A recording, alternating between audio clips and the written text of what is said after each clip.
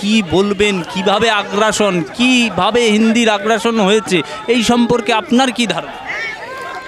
দিকে দিকে বাঙালিকে বঞ্চিত করে হিন্দি চাপিয়ে দেওয়া হচ্ছে। আমরা সেই হিন্দির বিরুদ্ধে এসেছি। আজকে যে হিন্দি দিবসকে আমরা মানি না।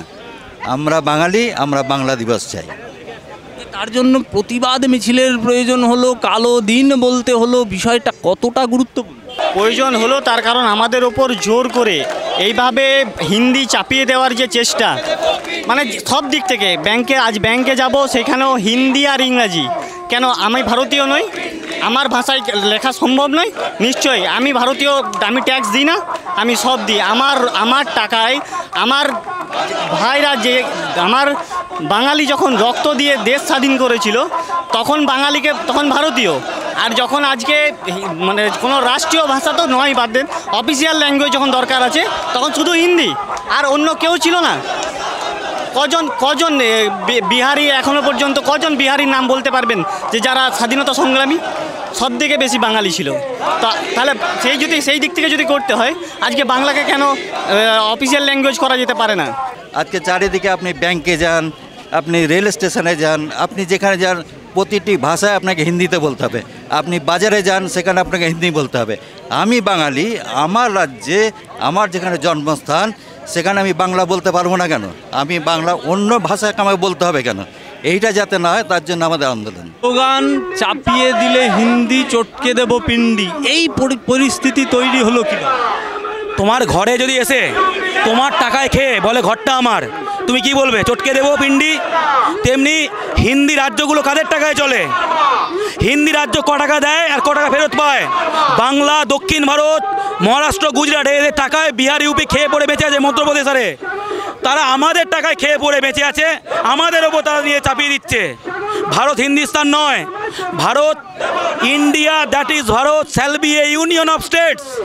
1947 সালের প্রতিশ্রুতি ছিল আমরা ভারতে সমান অধিকার নিয়ে বাঁচব। সমান অধিকার না পেলে লড়াই হবে, পিন্ডিগানে অনেক কিছু চটকে দেওয়া হবে। বাংলা ও বাঙালির ওপর জোর করে দিল্লি হিন্দি থেকে শুরু করে যে কোনো আইন চাপানোর চেষ্টা করবে, ততবার রাজপথে, শুধু কলকাতার রাজপথে নয়, দিল্লির রাজপথেও বাংলা পক্ষকে দেখা যাবে। যেইভাবে হিন্দি দীর্ঘদিন ধরে চাপিয়ে দেওয়া হচ্ছে, সেইখান থেকে আমরা যদি এখনও নড়ে চড়ে না বসি, এখনও যদি সংঘবদ্ধতা গড়ে না তুলি এবং যদি হুঁশিয়ার না হই, তাহলে ভবিষ্যতে আমাদের হিন্দির চাপা খেয়ে মরতে হবে। বাঙালি সেই জাতি নয় যে চাপা খেয়ে মরে, ঠিক আছে? তো বাঙালির যে লড়াই সেটা জারি থাকবে এবং বাঙালি লড়বে, বাংলা পক্ষ লড়ছে। কালো দিন বলছো, বিষয়টা স্পেসিফিকভাবে যদি একটু বল। 14ই সেপ্টেম্বর কি হিন্দি দিবস? হিন্দি পকোড়া হবে, তারা উদযাপন করবে। আমার মাটিতে হিন্দি দিবস মানে কি? আমার ওপর চাপিয়ে দেওয়া। বিহারে বাংলা দিবস হয়, তোমাকে প্রশ্ন করছি। উত্তরপ্রদেশে বাংলা দিবস হয়, কেন্দ্র সরকার বাংলা দিবস পালন করে। হিন্দি দিবস মানে কি?